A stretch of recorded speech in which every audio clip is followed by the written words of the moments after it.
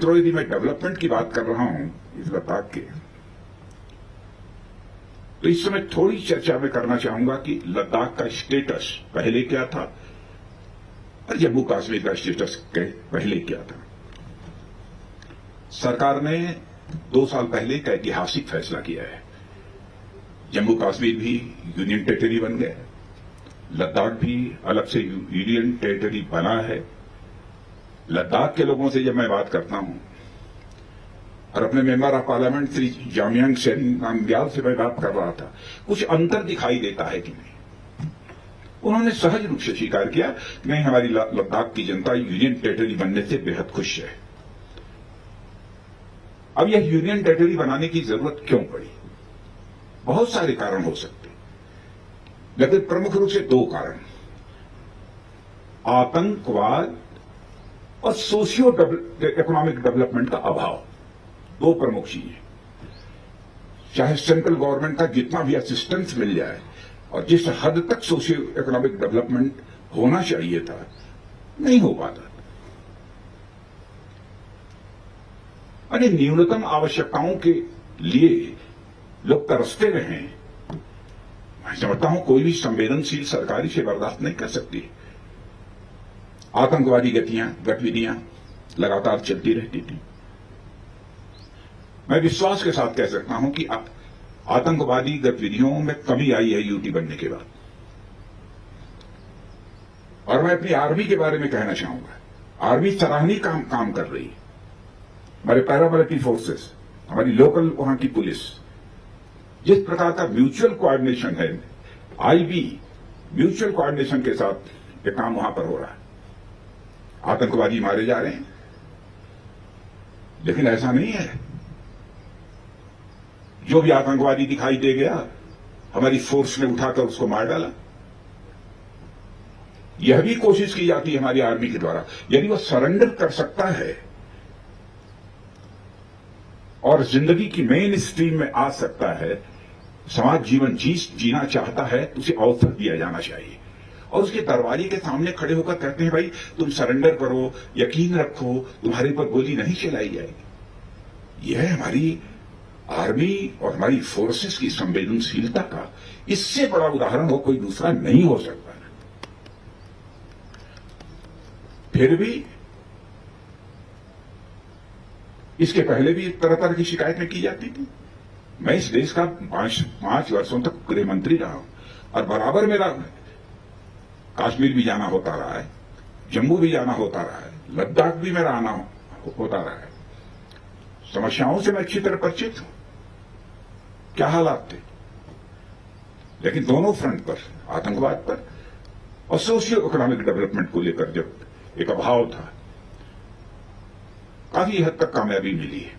लेकिन अभी 2 साल का समय मैं समझता हूं किसी समाज जीवन में कोई बहुत लंबा समय नहीं होता है। और 2019 की तुलना में जैसा मैंने बताया कि 2020 में आंकड़े हैं हमारे पास कि आतंकवादी गतिविधियों में काफी कमी आई है। सब मिलाजुलाकर उद्देश्य यह है कि यह था यूटी बनाने के पहले कि अमन अमान के हालात पैदा होने चाहिए जम्मू कश्मीर में भी और यूटी में भी। किसी को किसी प्रकार का भय नहीं होना चाहिए, यहां के लोगों को भी रोजगार मिलना चाहिए और इस यहां का विकास तेजी के साथ होना चाहिए कि लद्दाख के रहने वाले आम लोगों की समस्याओं का समाधान हो। बहुत ही अच्छी तरीके से बात हुई। आर्मी के बारे में मैं देखता हूं कभी कभी सिविलियंस के अंदर जैसी धारणा बनी रहती, जितनी संवेदनशीलता के साथ कुछ प्रॉब्लम्स को तुरंत बैठे हैं GOC lieutenant general A K. Joshi, चटपट जो होने लायक है उन्होंने कहा ओके ओके ओके। मैंने इस तरीके का कोऑपरेशन, कोऑर्डिनेशन, इसकी जितनी भी सराहना की जाए वो कम है। और इस यूटी और जम्मू कश्मीर और लद्दाख में हमारे प्रधानमंत्री जी, अब पहले हमारे प्रधानमंत्री जी की मंशा पर लोग सवाल या निशान इधर के कुछ लोगों ने लगाना शुरू किया। Vested interest, vested political interest. लेकिन वो चाहते हैं कि जम्मू कश्मीर में भी पॉलिटिकल प्रोसेस प्रारंभ हो, लद्दाख में भी पॉलिटिकल प्रोसेस प्रारंभ हो, और यहां भी वो बात करने वाले हैं। जम्मू कश्मीर के लोगों से उन्होंने बातचीत की है। लंबे समय तक यही स्थिति बनी रहे, ये हम लोग नहीं चाहते। मित्रों, पिछले वर्ष नॉर्दर्न बॉर्डर पर एक बड़ी चुनौती खड़ी हुई थी और उसका सामना करना पड़ा, लेकिन हमारी सेना ने जिस क्षमता का परिचय दिया है उसकी जितनी भी सराहना की जाए वो कम है। और मैं तो यह कहना चाहूंगा कि हमारी सेना ने यह सिद्ध कर दिया है कि हमारी सेना के अंदर यदि शौर्य भी है, पराक्रम भी है, तो उसके साथ साथ संयम भी है। कहां जहां संयम की आवश्यकता होती है हमारी सेना संयम भी बरतती है, और जहां शौर्य और पराक्रम की आवश्यकता होती है हमारी सेना वहां पर शौर्य और पराक्रम का भी परिचय देती है। और जब मैं आया हूं लगभग 1 साल पहले, जो बलिदान हमारे बहादुर जवानों ने गलवान घाटी में दिया था, मैं यहां पर उनकी स्मृति को नमन करता हूं। मैं अपनी श्रद्धांजलि अर्पित करना चाहता हूं और मैं यह भी कहना चाहता हूं कि मित्रों, हम लोग भारत के लोग बराबर वसुधैव कुटुंबकम, the whole world is our family, यह संदेश देने वाले लोग रहे। हमारे ऋषि और मनीषियों ने भी यही संदेश दिया है। हम तो विश्व शांति के पुजारी हैं। हम केवल अपने ही देश में शांति चाहने वालों लोगों में नहीं रहे हैं, बल्कि विश्व शांति के हम पुजारी रहे हैं। हमारे यहां तो परंपरा यह रही है कि हम शस्त्र भी धारण करते हैं तो शांति की स्थापना के लिए शस्त्र धारण करते हैं। यह हमारे यहां परंपरा रही है, किसी पर आक्रमण करने के लिए नहीं है। हमारा यह उद्देश्य कभी नहीं रहा है। किसी पर विजय प्राप्त करना हमारा उद्देश्य नहीं रहा है।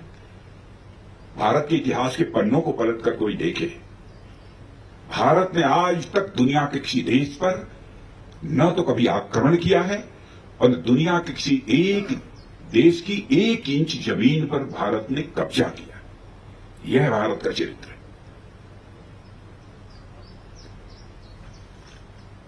हमारी मंशा पूरी तरह से साफ है, लेकिन है पड़ोसियों के साथ कभी कभी ठन जाती है।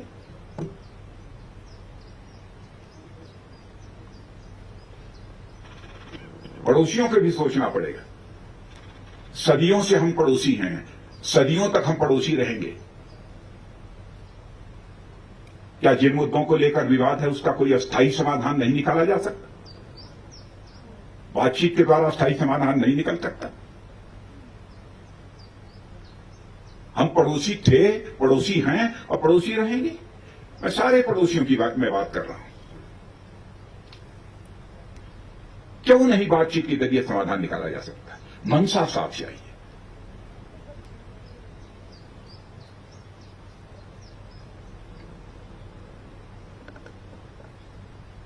लेकिन बहनों भाइयों, कोई यह सोचे कि हम किसी को आंख दिखाकर डरा देंगे। मुझे अपनी सेना की शौर्य और पराक्रम पर विश्वास है। आंख दिखाने वालों को माकूल जवाब देने की कुव्वत भी हमारे देश की सेना के जवानों के अंदर है। हम न किसी को आंख दिखाना चाहते हैं, न किसी का आंख दिखाना हमें मंजूर है। हमारी मंशा पूरी तरह से साफ है।